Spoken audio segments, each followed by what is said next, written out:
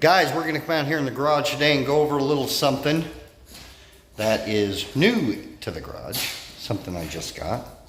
Well, I've had it maybe 2 months at this point. Had a little time to go over it, and I'll flip this around here so you can see. Ooh, look at that thing. It is a Dodge Viper, a Gen 1 Dodge Viper. 1994. It's a very nice one. I've seen some of these kind of chattered up. This ain't one of those. This is actually a one-owner car. This is a one-owner. Where are we at? With, it's got 16,000 on it now. It had 15 something when I got it. Just at the end of 15,000 miles, almost 16,000. But it is in fantastic condition. Really, really nice. Like I said, I've seen a lot of these that are kind of got used and abused a little and not in great condition anymore. But this ain't one of them.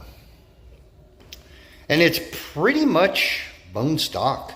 I mean, it's still got the stock exhaust. It had the stock air intake on it. I put smooth tubes on it and K&Ns, but it had the original factory air filters in it. So she's pretty damn original.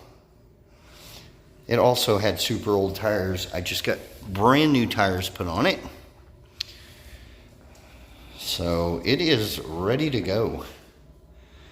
Okay, why in the hell would I want a 30-plus-year-old car at this point? What's going on here? Because this thing was not cheap, guys. The Viper market has changed. I remember when you could get a really nice example Gen 1 for 30, 32, 33,000. That's not the case anymore. As we all know, shit has went through the roof.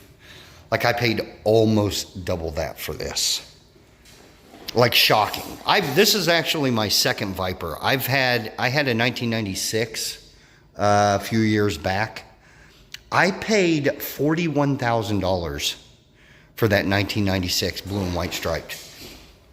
And I think it had, I'm trying to remember, I think it had like 20,000 miles on it when I got it. Like, really, really good condition. Hey, Charlie. Anyways, really good condition. And I think I paid $41,000 for that car. Kept it a couple years, sold it for about what I paid for it. Like, that was the market back then, guys. And that was, I don't even think that was 10 years ago. Should have probably just kept it.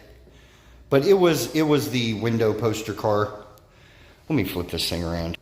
It was the poster on the wall car for me, like many of us.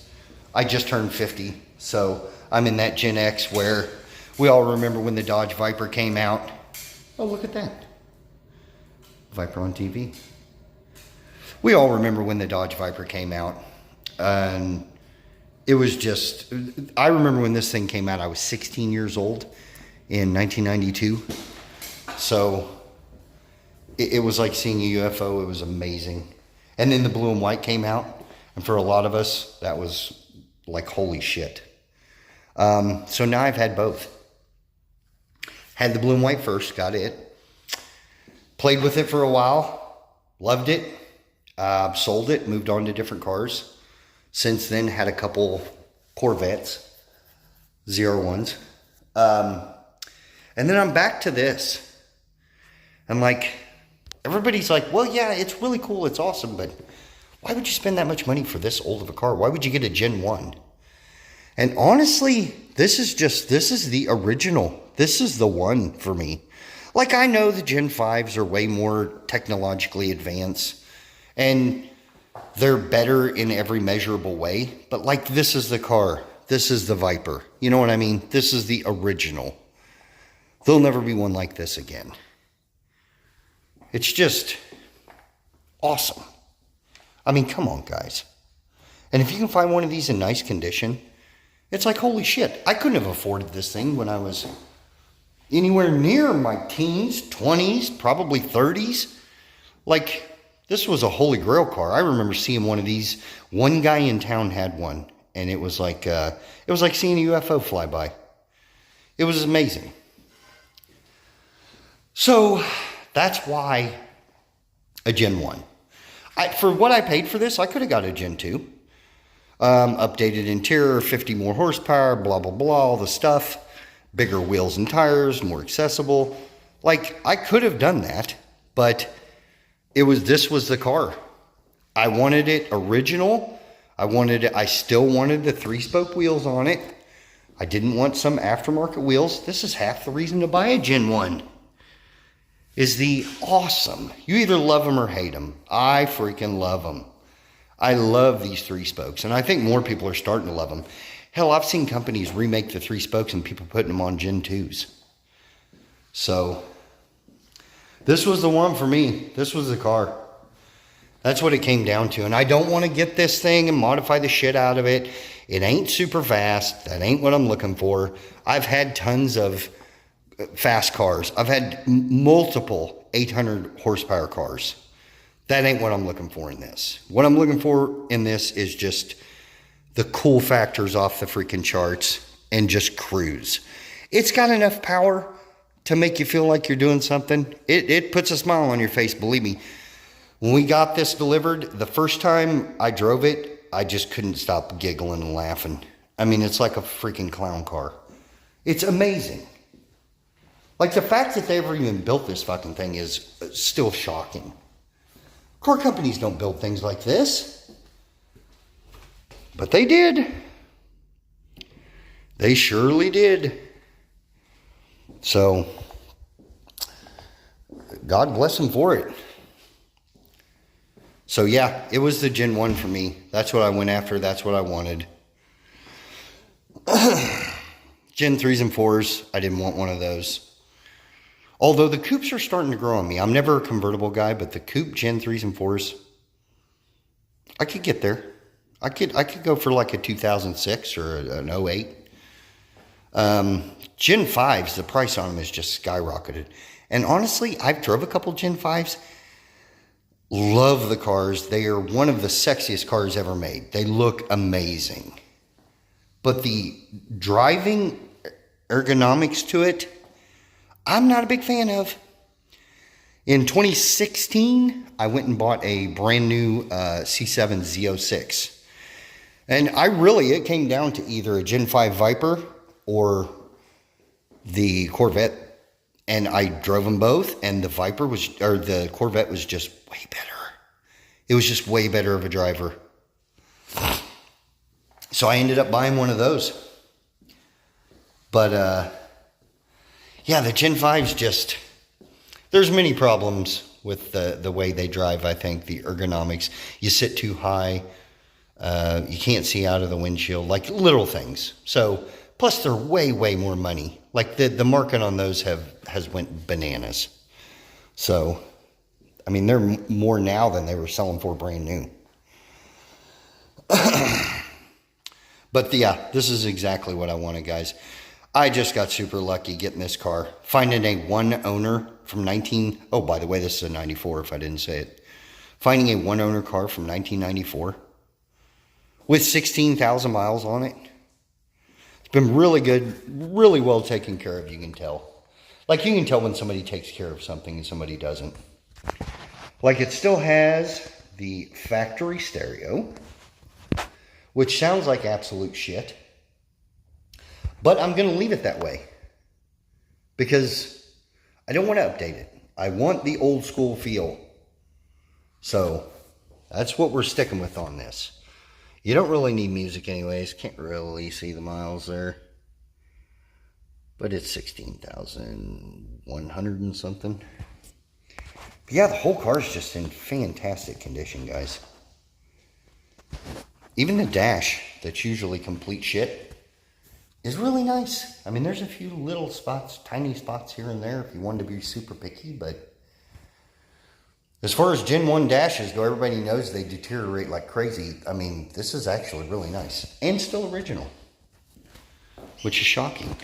So, I just wanted to give you guys a quick look at the car. Me and Charlie did, apparently. here it is. I've done a few things to it since I've had it. Like I said, I've had it about 2 months now, I believe. Put brand new tires on it.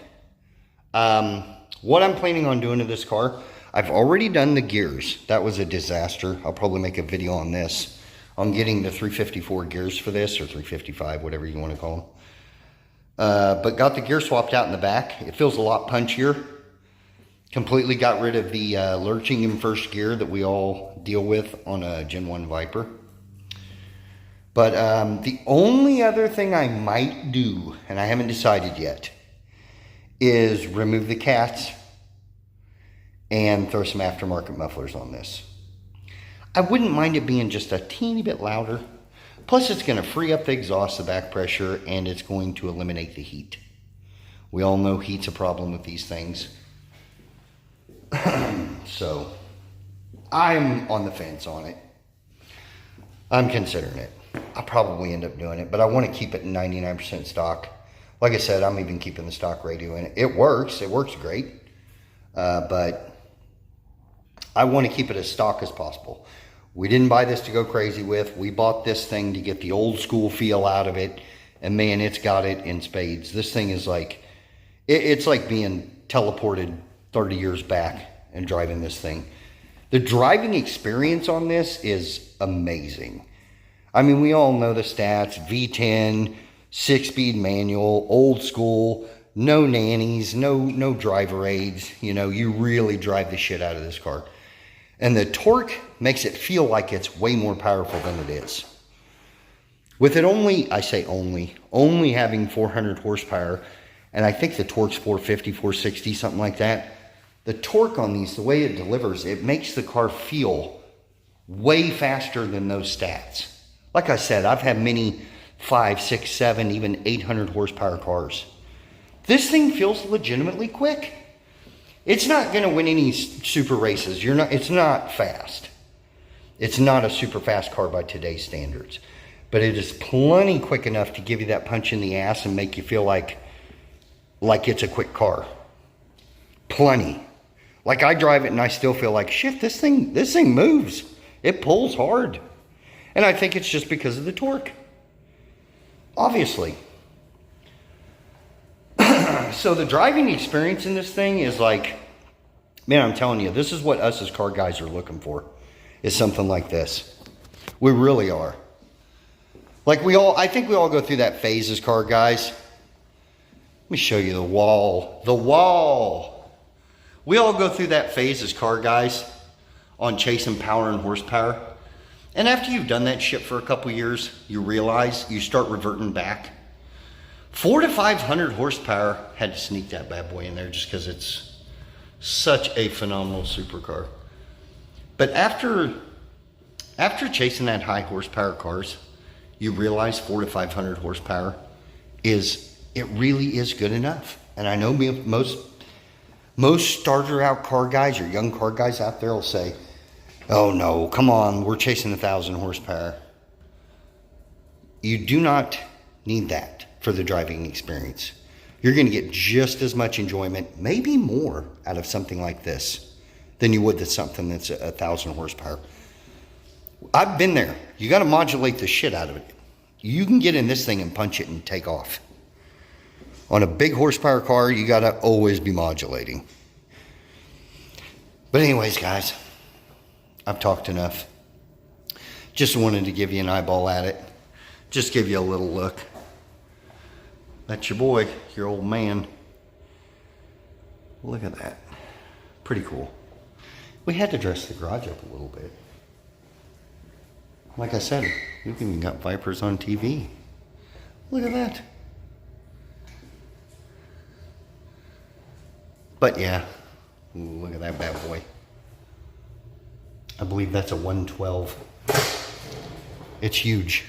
Look at how big that model is. Very nice. I love that thing. It's the centerpiece. All right, guys. I'm getting off here. We're going to wrap this up. I'll probably do a more thorough review of the car. I just wanted to let you know what and why. What's going on in the garage. Why it's going on in the garage. I freaking love this thing. My advice is, I still think these Gen 1s are undervalued. Go out and buy one as quick as you can. They're only going up in value, and there's a reason why. The reason why is because they're so damn good. They really are amazing. Till next video, guys.